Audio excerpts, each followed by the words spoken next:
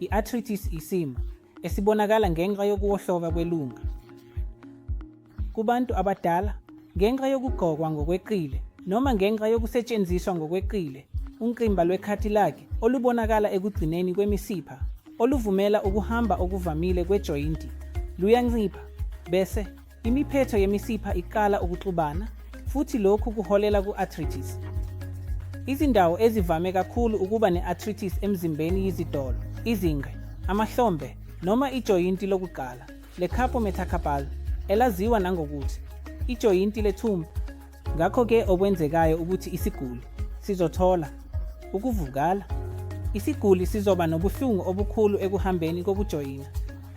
Isiguli sizoba nokuncipha kokuhamba kwejoyinti, futhi uma kuyisitho esiphezulu njengamahlombe noma isihlakala, isiguli singase sibe nobunzima ekubambeni izinto noma ekuguquleni izinto. Uma kuyidolo, isiguli sizoba nobunzima ekumeni sisuka endaweni yokuhlala noma ekukhuphukeni izitebhisi. Ngakho-ke lezi yizimpawu ezivame kakhulu esizibona ku-arthritis. Ukwelashwa kwe-arthritis kuncike ekuqineni kwe-arthritis. Ngakho uma kuyicala elincane kungelashwa ngemithi.